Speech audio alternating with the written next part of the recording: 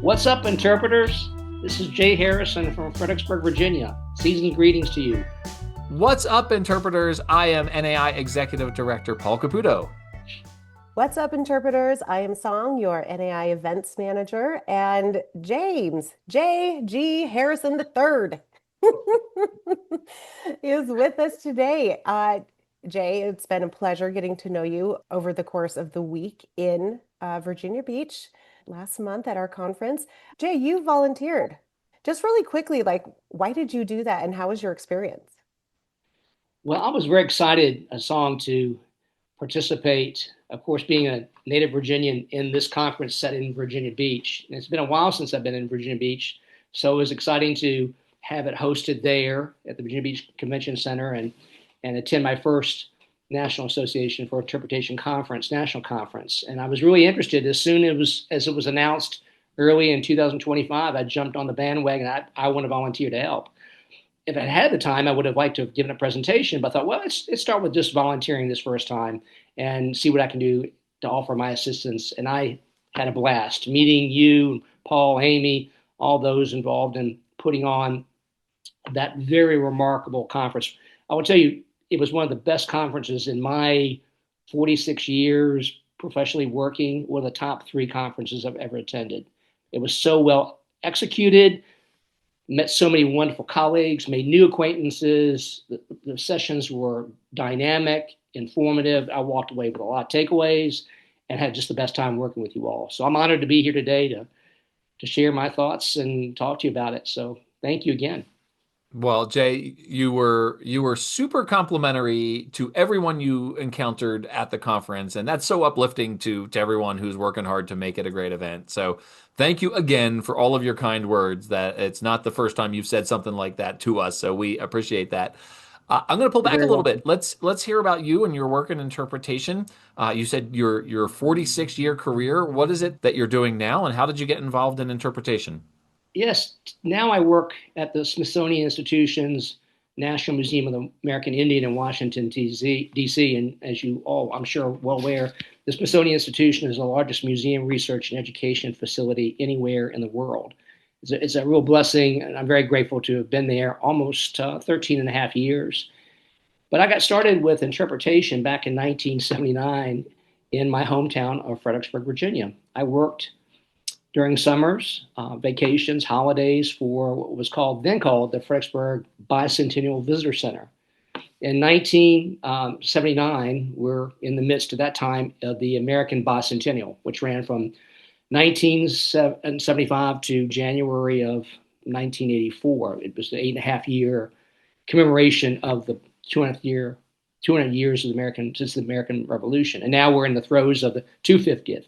So it's come full circle. But I worked in interpretation for the Department of Visitor Services there in Fredericksburg, Virginia, and our visitor center for Fredericksburg, Virginia. My role was as a travel counselor, and my first mission given to me by my director was to create an interpretive program giving tours to visitors with themes on the American Revolution in my hometown. So as a 19-year-old student from the College of William and Mary, I was given this big challenge and I was eager to accept it, and I got started right away. So since 1979, all aspects of my career have focused in some way in regard with interpreting history to the public. And I've worked in archaeology, history, historic preservation, Main Street redevelopment, and now museum administration, where I am engaged, as I mentioned, with the National Museum of American Indian. I am involved with public programming at that museum.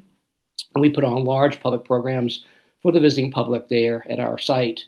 Some of them may be cultural festivals, some may be symposia or lectures, movies that are from a Native perspective. And that's what we're there to share, because we represent the entire Western Hemisphere at our museum. That includes North America, Central America, and South America, over 2,000 indigenous nations that comprise that part of the world. So it's a hemispheric museum. Many people think that when they come to our museum, it's just about the indigenous peoples of the United States, but we're more than just that. So I've had a long career, and I have no intent of retiring anytime soon, and having a blast. And that's why I came to the conference, to share and participate and have fun. And I did all three things. Yeah, you sure did. Thank I you. mean, it seems like your role at the museum is quite large. I mean, you are the community programs assistant. And so again, you do a lot of outreach, right, Yes. with the public specifically. Hmm. Do you work with indigenous tribes and communities? I do indeed. My role with the programs department is to help flesh out programs in terms of I'm responsible for helping bring indigenous culture bearers from different nations in the Americas to our museum to do, as I mentioned, cultural festivals, symposia, movies, other types of programming. And so I'm in direct communication with many of those elders in those nations or cultural bearers in those nations. And I help facilitate their lodging, their travel. When they're here, I help host them, attend to their every need. I'm master of ceremonies at most of the programming we do, so I introduce them. During the course of the day, we have several announcements, many announcements during the course of a day, where we tell the public what time certain things are key milestones are happening within the weekend programming. Most of our programs are on weekends. Sometimes they're during the week, but most of them are during weekends. Maybe a long weekend like a Thursday through a Sunday, or a Friday through a Sunday, or just a Saturday or Sunday, or just one day during the weekend. But whatever it is, I'm involved with that whole process, from bringing Native peoples to our museum, attending to their needs during those events, introducing them, and then helping them get back to home. So I'm from A to Z. I'm involved with all aspects. And so we basically rinse, repeat, and start over again. Most of these events are annual events. Some of them are very, very large events. We just concluded our Native Art Market this past weekend, a very successful market, I'm very happy to say. Over the course of actually a 3-day weekend, we had a private viewing for members of the museum on Friday night, and then Saturday and Sunday, the public hours. And it was thousands attended the event. It was very, very gratifying to see so many people come out and enjoy these many Native artisans who were there to share from their very respective nations and cultures their specialities. So great fun. That's an annual event one of our bigger events we have every year. Jay, cursory Google search turns up that you also work as a living history interpreter. This is yeah, obviously not a secret. You work as a living history interpreter, particularly portraying James Monroe, America's fifth president, and you've been doing that for almost 4 decades. How did you get involved with interpreting James Monroe in particular?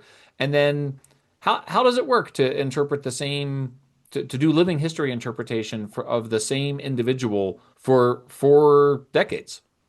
It's easy Well, because thank his you, Paul. name is the same. There you go. That does help, right? Well, thank you, Paul. Thank you, Song.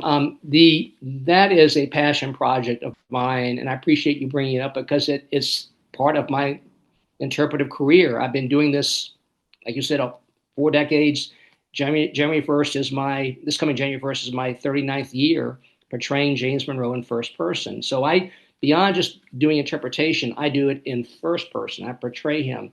I got involved in 1987 with a dear friend of mine, the very first curator hired at the James Monroe Museum in Fredericksburg, the largest collection of Monroe-related effects of the late president and his family, documents, his library, their attire, their personal effects that have been gathered by family members over the years. The museum was started almost 100 years ago by family members, and since has become a state museum of the Commonwealth of Virginia, administered by the University of Mary Washington. Well, my dear friend, the curator, Lee Langston Harrison, asked me if I would like to portray James Monroe, because as a student at the College of William and Mary earlier, I had been fascinated by the staff of Colonial Williamsburg Foundation. I would daily, on good weather days, as you know, the college is right next to the restored area in Williamsburg, and I would literally take my books and projects down and sit on a bench and do my work and watch the daily life of colonial people unfold in front of me. And I was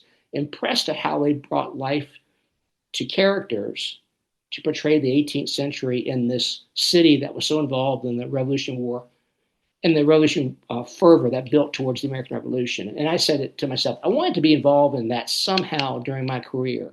And I got my opportunity after I graduated in 1982, just 5 years later, when my friend invited me. Said she recognized the fact that I wanted to do this, and I said, I'll give it a shot. And she said, Jay, I don't have a budget, but if you do this for me and portray James Monroe, I'll feed you. And I said, I raised my hand, I'm in.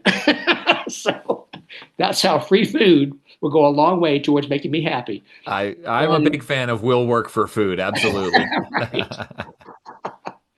And my first program was portraying James Monroe during the time of the ratification of the U.S. Constitution in 1987. And here we are in 2025. So I mirror his life 200 years to the day. So almost every program I've done over 300 programs since 1987 at the James Monroe Museum and other venues associated with James Monroe throughout the Eastern Seaboard, many of them in Virginia. And so for me, we mirror each other 200 years ago by age and by just circumstance. So for me, it's now 1820, or actually for James Monroe, it's 1825 for me portraying him, and it's December. And I have a big program tomorrow night at the James Monroe Museum, the Holiday Open House. And during the weekend, we have the 55th annual Candlelight Tour of historic sites in Fredericksburg, sponsored by the Historic Fredericksburg Foundation. I'll be portraying James Monroe also during Saturday and Sunday for visitors in character, so portraying him 200 years to the day. So it's going to be great fun. I have been fascinated by this gentleman who spent a year, almost 2 years in Fredericksburg as a young attorney. He moved here at the recommendation of his uncle, and he lived in Fredericksburg with his wife. Their firstborn child was raised here in the first 2 years of her life. And he was on town council. He was on the vestry of St. George's Episcopal Church. And because I'm a seventh generation native of Fredericksburg, I was interested in this person who held the most public offices of any president to date in United States history. So it gave me an opportunity to learn about him and to be proud of what he did, and a local guy who spent time here. And I grew up 2 blocks from his museum, and I live 2 blocks from his museum to this very day. That's how close I am to the museum.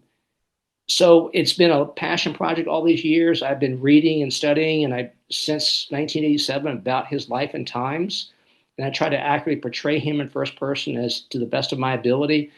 And I've worked with many great people, many great actors and other living history interpreters who do 18th century living history, and it's just been a joy to do this all these many years. So I will never be James Monroe, but I will tell you, over the 300 performances I've done over the years, there are about 3 to 5 where I felt I came really close to being in his shoes because of the ambiance of the venue, the actors I was working with, other character actors I was working with, the specifics of the theme that we were trying to interpret for that evening, a certain time or milestone in James Monroe's life, and I felt like I got really close as I could get to him personally. So it's a project where I spend a lot of time reviewing. Today and tonight I'll be reviewing for my program this weekend. I constantly fret over little details because I'm into the nitty gritty of the details of his life, and I don't want to get anything wrong. And that's just the nature of an actor. That shows that you care about what you're doing. And I know that I care, and I will continue to portray him as long as folks will allow me the opportunity to do so. The good news for you portraying James Monroe is you don't even have to take off your College of William and Mary sweatshirt. You can just leave that on because he was probably wearing the same one when he was a student there. Very good. Well said, sir. Jay, it's really interesting that you're portraying an early American president, and then also you're working at the Museum of the American Indian. Yes. How does that work for you? Like Mm. somewhat emotionally. Well, it's complementary actually, because of the fact that James Monroe had a unique perspective on Indigenous Americans, and first met Native peoples as a student at the College of William and Mary. You may be familiar with the Brafferton, which was the Indian school at the College of William and Mary, which was in operation when he was a student there beginning in 1774. And when he arrived as a 16-year-old, there were several different Native nations represented by Indigenous students that were at that school that was administered by the College of William and Mary. So that's when he first met his first friends, literally in the in the indigenous world. And during his career as a statesman, as a diplomat, and as president of the United States, he was concerned about the native peoples in America because there was a strong inclination from Euro Americans that were here to claim lands that they had rights to. These were the first peoples that were here way before Europeans, and of course they struggled over time in this colonial federal period to assert their rights to lands that they had treaties with the United States government, colonial powers before that, and the United States government going forward about respecting their inherent right to stay where they have lived for millennia. And so Monroe was very concerned about that. So for me personally, portraying a person of importance in American history, and also with my other hat being an employee, a federal civil servant with the National Museum of the American Indian, and concerned about interpreting indigenous perspective on behalf of all these native nations that we represent at that museum, it's complementary because I'm dealing with the past of this American president, former president, fifth president of the United States, and also dealing with indigenous peoples who have a contemporary place in our lives. There are many native nations, federal and state, in the United States, and they're an important part of this American melting pot. We're a nation of nations, and that's one of the most important things I want people to always remember about and appreciate about our country. We truly are a nation of nations. And so being at the National Museum of the American Indian and representing contemporary peoples who have a past, a present, and a future, and also representing someone from the past, they work well together. And by the way, in addition to my programming work at the museum, I also do tours for VIPs, for congressmen, senators, other indigenous nation representatives who come to our museum. Because I've been involved with giving tours since 1979 in all aspects of my career, my superiors often task me to give a personalized tour of the museum to our invitational guests, these guests from native nations or politicians or whomever. And I'm very honored by that opportunity. So I'm always working to make sure that I put my best foot forward in interpreting Native peoples and their perspective at our museum. And also in my work as James Monroe, I talk about Native peoples all the time, and it's an important part. And also that's a challenging question. I also deal with other challenging questions like enslaved populations. James Monroe owned enslaved human beings, and that is a contradiction that also is part of what Monticello deals with in terms of Thomas Jefferson. And we also had that going on with George Washington and Mount Vernon. We have these conflicting contradictions about early founding fathers. So all these experiences, to summarize, both my life as a living history interpreter as James Monroe and with the federal government, are very complementary. And they work together well, and they feed each other well. I live two lives. I basically do all my federal work during the week, some weekends, and then I also do living history stuff on evenings, holidays, weekends, breaks from my full-time job. So I've been doing it for a long time, and I've been grateful that it all flows well and works well. Jay, how is the prep work coming along for America 250 and Indigenous America 250? Because You you're mean the right there. semi-quincentennial? Yeah, Paul, hold on. Paul needs this moment. Paul, can you please spell that for us? Oh, semi-quincentennial? Sure. Yes. It's SEMIQUINCENTENNIAL. Okay. Yeah. But no, seriously, Jay, like you are, again, right in the cusp. You're in Washington, D.C. You are working at the Smithsonian, this incredible museum, and then you're also Yes. doing this living history down in Fredericksburg, Virginia. You must be really busy with celebration Yes. preparations.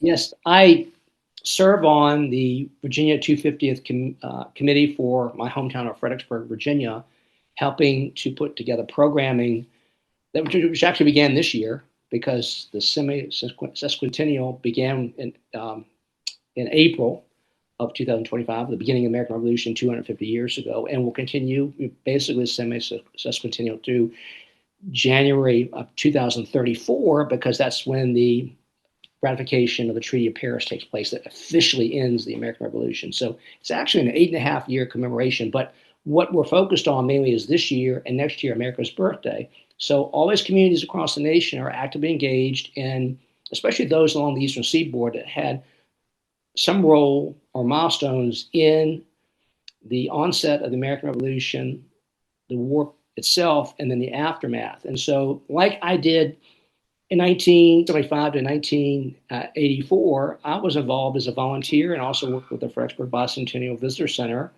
during the bicentennial. It was such a compelling moment in my life because I'd always been interested in the American Revolution as a young student. My family took me to many places dealing with the American Revolution, and that was my favorite time period. And I felt so lucky to be involved during the bicentennial growing up. And I said, if I can make it to the 250th, I want to replicate that experience. And bam, here we are. The 250th is here. It's very exciting.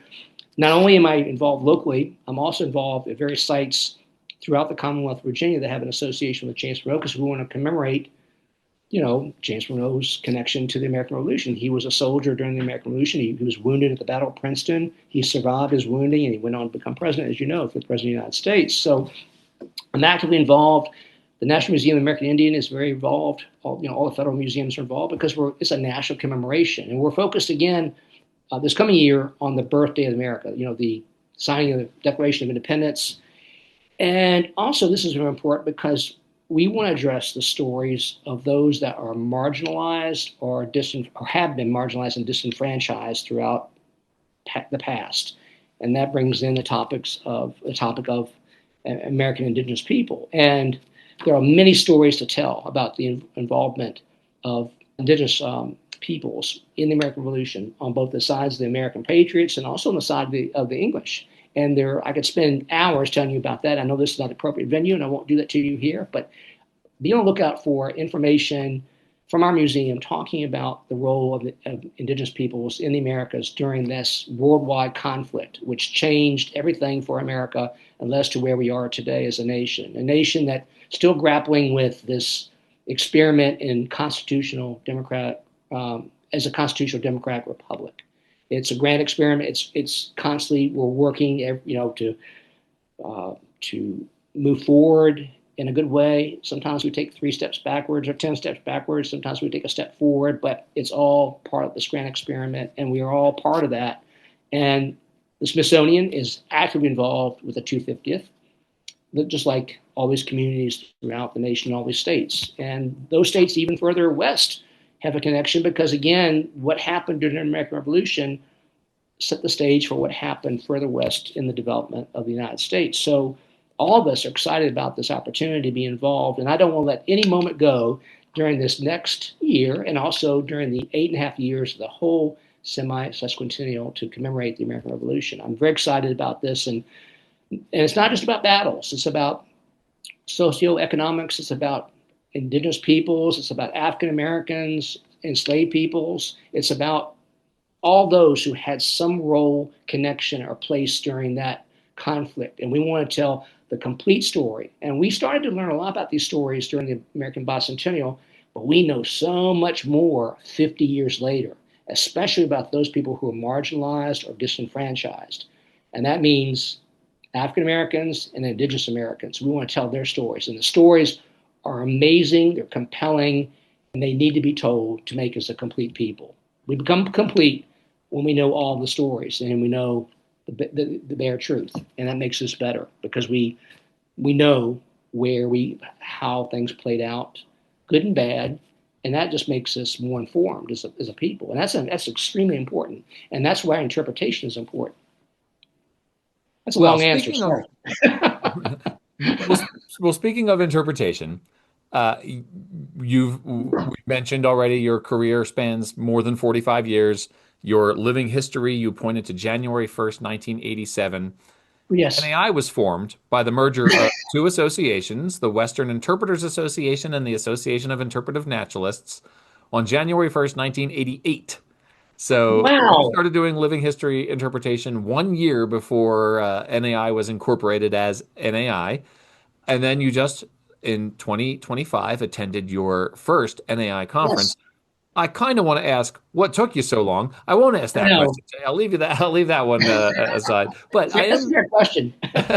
I am curious though, in your lengthy day job career with now with the Smithsonian and your 4 decades of living history interpretation, finally getting the opportunity to be at the NAI conference and be around an event dedicated to this profession.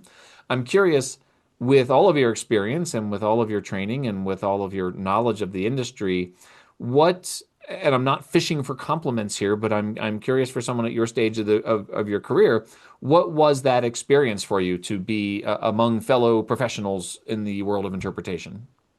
Well, I guess suffice to say, we're going through a challenging time as a nation right now, and we were in the midst of, we being federal employees, civil servants, in the midst of a government shutdown. I planned on taking some annual leave to attend the conference, but didn't have to use that because we were home.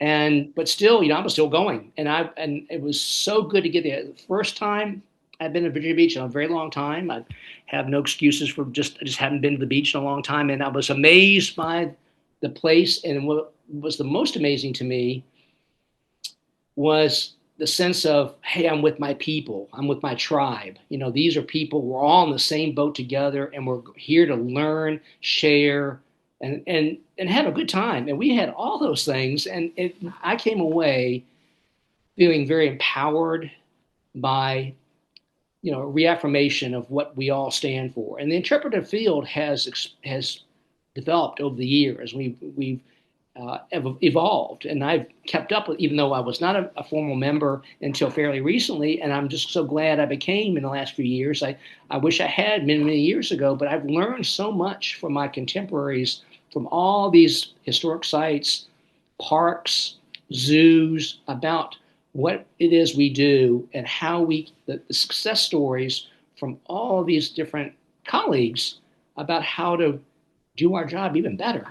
And to me, it's about growing. And every day, we're students until we pass from this mortal coil. That's just a fact. We never stop learning. And I have so many takeaways from that conference. And it was just uplifting to me to be in a joyful place where there wasn't stress. We're there to learn, have a good time, and participate. And I wish we could do that all the time. So that was, to me, a huge milestone from having attended and participated in the national conference. And I sing you all's praises because you do great work and you've helped us. And I felt like I learned many new things that'll help me in my work, both as James Monroe and also my work with the National Museum of the American Indian. Well, Jay, it's such a pleasure to speak with you again. We were chatting before we started recording that you were the last person I saw in Virginia Beach on my way out of town after the conference was over. We ran into each other in the parking lot and got to chat one more time. And so it was such a pleasure to get to meet you, and we really so appreciated your kindness and your positivity during that week, the joy that you brought to all of us. So thank you for that. Where can people find, obviously people know where to find the Smithsonian, but where can people find you online, if there's anywhere where you can share the work you're doing with your living history interpretation, or anywhere else that we can send people to learn more about the work you're doing? Well, thank you. You can reach out to the James Monroe Museum in Fredericksburg, Virginia. They're on all social media. It's a museum of the Commonwealth of Virginia, administered by the University of Mary Washington. And we're getting ready to celebrate in a couple of years our 100th anniversary as a museum. It was established as a private museum, and now it's been, since 1964, a museum of the Commonwealth. That's the best place to reach out to me. Many of my interpretive programs are there at that museum at 908 Charles Street in downtown Fredericksburg in the historic district. But I also travel to sites that James Monroe had a connection with elsewhere along the eastern seaboard. And I'm very honored to go to those various places. But that's the best place to reach out to me, to connect with me through the museum auspices of the museum. And I will tell you, it's been an honor talking to you all today, and I'm just very grateful that we're now friends, Paul and Song, and also with Amy, who I worked with as well at the conference. And I just very happy about meeting new people and sharing the goodwill of what we do in our profession. Well, Jay, yeah, before I let you get out of here, I have one last question.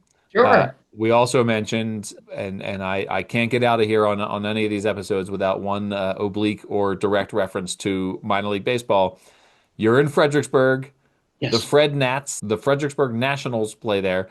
Their logo is George Washington swinging a baseball bat with an axe on the end of it. So you've got George Washington and his chopping down the cherry tree, and then Yes. Mary Washington, his mother, is the first specifically female baseball logo in professional sports, and so that was kind of a neat thing that Fredericksburg Interesting. did. I did not know Yeah. that. But would you argue that perhaps rather than going with George and Mary Washington, perhaps they should have gone with James Monroe for their logo? Oh my gosh, my answer would be very biased, but I will say that James Monroe had great respect for the commander in chief, and he served under him during the American Revolution, and we're very close, like a father-son relationship. So I'm going to leave that right there and not say any more. But that's a fair question because James Monroe is pretty important in Fredericksburg history, in our national, state and national history. But the right choice was made, and that's a great logo. It is a fun logo. And interpreters, That's what's up.